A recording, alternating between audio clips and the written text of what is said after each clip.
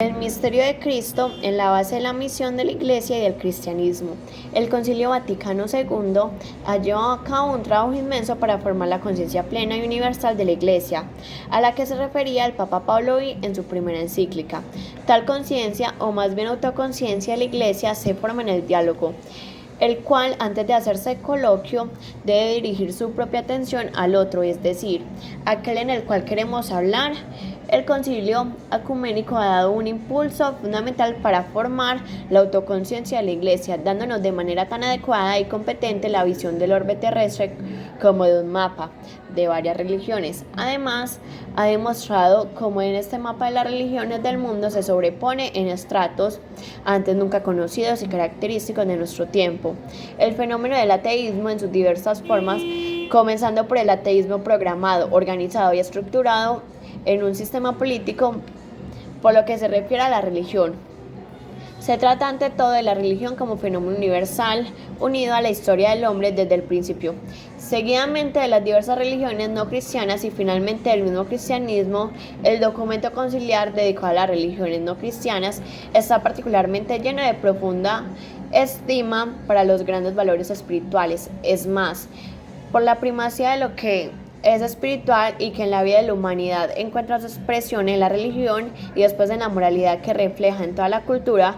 Justamente los padres de la Iglesia vean en las distintas religiones como otros tantos reflejos de una única verdad, como gérmenes del verbo, los cuales testimonian que, aunque por diversos caminos está dirigida, sin embargo, en una única dirección, la más profunda aspiración del espíritu humano, tal como se expresa en la búsqueda de Dios y al mismo tiempo en la búsqueda, mediante la atención hacia Dios, de la plena dimensión de la humanidad, es decir, del pleno sentido de la vida humana.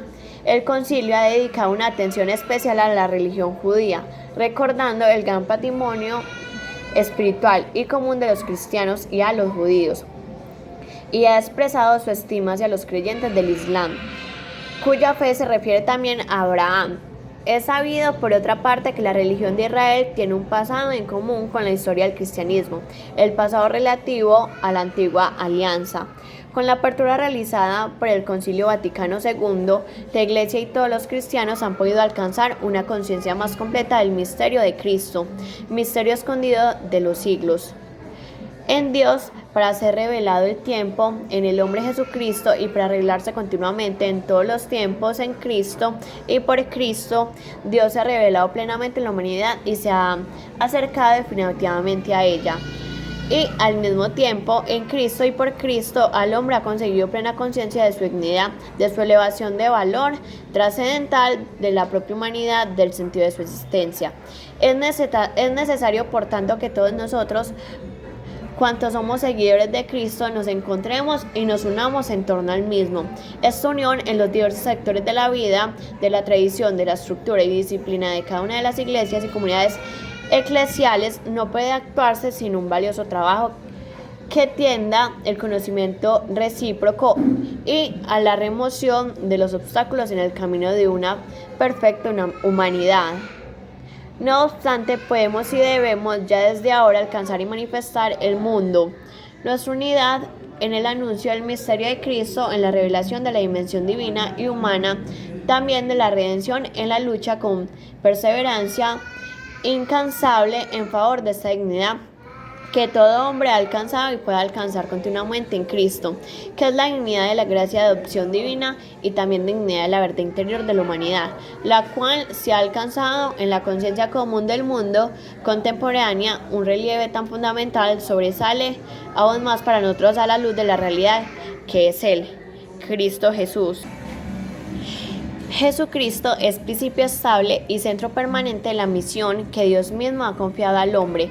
En esta misión debemos participar todos en ella, debemos concentrar todas nuestras fuerzas, siendo ella necesaria más que nunca al hombre de nuestro tiempo. Y si tal misión parece encontrar en nuestra época oposiciones más grandes que en cualquier otro tiempo, tal circunstancia demuestra también que es nuestra época aún más necesaria y no obstante las oposiciones, es más esperado que nunca. Aquí tocamos indirectamente el misterio de la economía divina que ha unido la salvación y la gracia con la cruz. No es vano Jesucristo, dijo que el reino de todos los cielos está en tensión y los esforzados lo arrebatan. Y además que los hijos de este siglo son más avisados, que los hijos de la luz aceptamos gustosamente este reproche para ser como aquellos violentos de Dios que hemos visto tantas veces en la historia de la Iglesia y que descubrimos todavía hoy por unirnos conscientemente a la gran misión, es decir, revelar Cristo, el mundo, ayudar a todo hombre para que se encuentre a sí mismo en él, ayudar a las generaciones contemporáneas de nuestros hermanos y hermanas, pueblos, naciones, estados, humanidad, países en vías de desarrollo y países de la opulencia, a todos en definitiva. A conocer las insondables riquezas de Cristo, porque estas son para todo hombre y constituyen el bien de cada uno. Misión de la Iglesia y libertad del hombre. En esta unión, la misión de la que decide sobre todo Cristo mismo, todos los cristianos deben descubrir lo que les une, incluso antes de que se realice su plena comunión. Esta es la unión apostólica y misionera y apostólica. Gracias a esta unión podemos acercarnos justo al magnífico patrimonio del espíritu humano, que se ha manifestado en todas las religiones, como dice la declaración del Concilio Vaticano II, Nostra Aetate. Gracias a ella nos acercamos igualmente a todas las culturas, a todas las concepciones ideológicas, a todos los hombres de buena voluntad. Nos aproximamos con aquella estima, respeto y discernimiento que desde los tiempos de los apóstoles distinguían la actitud misionera y el misionero. Basta recordar a San Pablo y, por ejemplo, su discurso en el Areópago de Atenas. La actitud misionera comienza siempre con un sentimiento de profunda estima frente a los que en el hombre había, por lo que él mismo, en lo que íntimo de su espíritu, ha elaborado respecto a los problemas más profundos e importantes. Se trata de respeto por todo lo que en el elaborado del espíritu, que sopla donde quiera. La misión es nunca una destrucción, sino una purificación y una nueva construcción, por más que el practicante no siempre haya habido una plena correspondencia con una idea tan elevada. La conversión que de ella ha de tomar comienzo, sabemos bien que es obra de la gracia, en la que el hombre debe hallarse plenamente a sí mismo. Vocación cristiana, servir y reinar. El Concilio Vaticano II, construyendo desde la misma base la imagen de la Iglesia como pueblo de Dios a través de la indicación de la triple misión del mismo Cristo, participando en ella, nosotros formamos verdaderamente parte del pueblo de Dios. Ha puesto de relieve también esta característica de la vocación cristiana, que puede definirse real, para presentar toda la riqueza de la doctrina conciliar. Haría falta citar numerosos capítulos y párrafos de la Constitución Lumen Gentium y otros documentos conciliarse en medio de tanta riqueza. Parece que emerge un elemento, la participación en la misión real de Cristo, o sea, el hecho de recubrir y descubrir en sí y en los demás la particular dignidad de nuestras vocaciones, que puede definirse como realeza. Esta dignidad se expresa la disponibilidad a servir, según el ejemplo de Cristo, que no ha venido para ser servido, sino para servir. Sí, por consiguiente, a la luz de esta actitud de Cristo se puede verdaderamente reinar, solo sirviendo a la vez el servir. Exige tal madurez espiritual que es necesario definirla como el reinar. Para poder servir digna y eficazmente a los otros, hay que saber dominarse, es necesario poseer las virtudes que hacen posible tal dominio. Nuestra participación en la misión real de Cristo, concretamente en su función real, está íntimamente unida a todo el campo de la moral cristiana y a la vez humana. El Concilio Vaticano II, presentando el cuadro completo del pueblo de Dios, recordando que puesto ocupan en él no solo los sacerdotes, sino también los saglares, no solo los representantes de la jerarquía, sino además de los institutos de la vida consagrada. No ha sacado esta imagen únicamente de una premisa sociológica. La Iglesia como sociedad humana puede ser sin duda también examinada según las categorías de las que se sirve la ciencia en sus relaciones hacia cualquier tipo de sociedad. Pero estas categorías son insuficientes para la entera comunidad del pueblo de Dios, y para cada uno de sus miembros no se trata solo de una específica pertenencia social, sino que es más bien esencial para cada uno y para todos. Una concreta vocación, en efecto, la Iglesia como pueblo de Dios, según la enseñanza antes citada de San Pablo y recordada admirablemente por Pío. Es también cuerpo místico de Cristo. La pertenencia al mismo proviene de una llamada particular, unida a la acción salvífica de la gracia. Sí, por consiguiente, queremos tener presente esta comunidad del pueblo de Dios tan amplia y tan diversa. Debemos sobre todo ver a Cristo, que dice en cierto modo a cada miembro de esta comunidad: sígueme. Esta es la comunidad de los discípulos, cada uno de ellos de forma diversa, a veces muy consciente y coherente, a veces con poca responsabilidad y mucha incoherencia, sigue a Cristo. En esto se manifiesta también la faceta profundamente personal y la dimensión de esta sociedad, la cual, a pesar de todas las deficiencias de la vida comunitarias en el sentido humano de la palabra, es una comunidad por el mero hecho de que todos la constituyen con Cristo mismo, entre otras razones porque llevan en sus almas el signo indeleble del ser cristiano. Juan Pablo II fue un papa revolucionario, ya que hizo la lucha por la libertad de culto. En 1946, en plena lucha de la nueva dictadura comunista contra la Iglesia, Wojtyła fue ordenado sacerdote en secreto. Siguió su ascenso en la Iglesia Católica. En poco tiempo se convirtió en profesor, obispo, arzobispo y cardenal de una Polonia sufriente. Siendo un hijo orgulloso y humilde de su patria, una y otra vez exigió a los gobernadores polacos la libertad del culto. Wojtyła también fue uno de los primeros que buscó establecer contacto con los católicos en Alemania, a fin de alcanzar la reconciliación entre ambos países. En 1978, Karol Wojtyła fue elegido el primer papa no italiano desde 1523, probablemente incluso el primer papa eslavo en Roma, una sensación en medio de la Guerra Fría entre Occidente y Oriente. Si bien el nuevo papa venía de Europa Central, para muchas personas de Occidente parecía venir de un lugar muy lejano. El mundo conoció a un papa que había sobrevivido los dos grandes sistemas totalitarios del siglo XX, el nacionalsocialismo y el comunismo. En sus propias palabras, respondió a la violencia vivida en una civilización de amor. Fue un pilar del movimiento Solidarność. Durante los 25 años de su papado, viajó varias veces a su patria comunista, animó a la Iglesia a participar en el diálogo social y fortaleció el movimiento sindical Solidarność a su manera. El Papa contribuyó a la caída de los sistemas comunistas en Europa, de la cortina de hierro, así como del muro de Berlín. Ni siquiera el atentado de un terrorista turco en mayo de 1981 logró pararlo.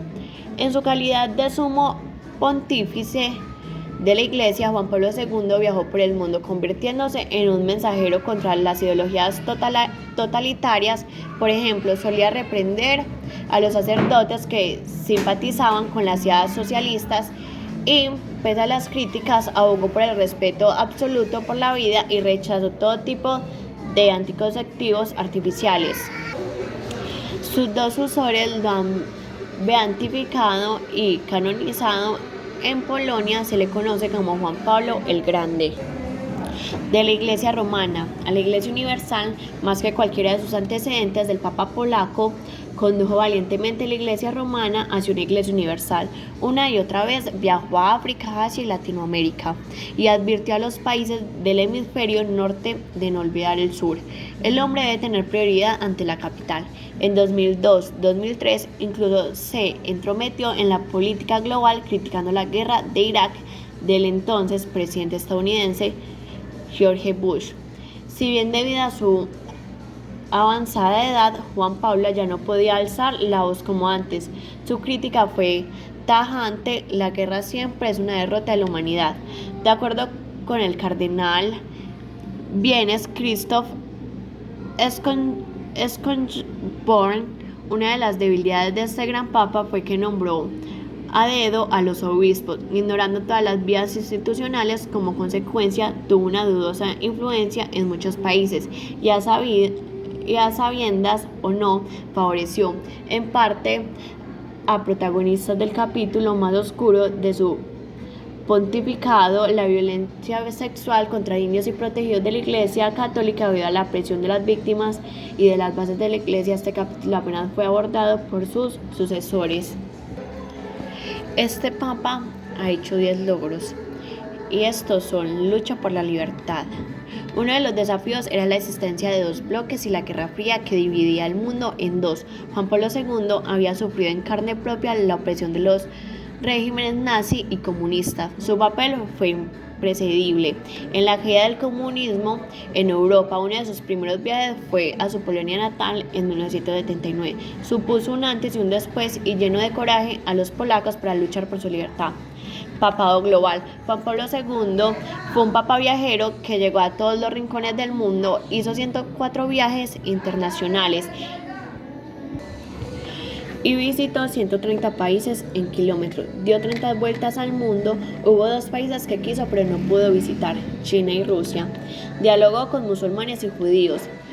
Definió a los judíos con hermanos mayores y se convirtió en el primer papa que entró en una sinagoga desde los tiempos de Pedro.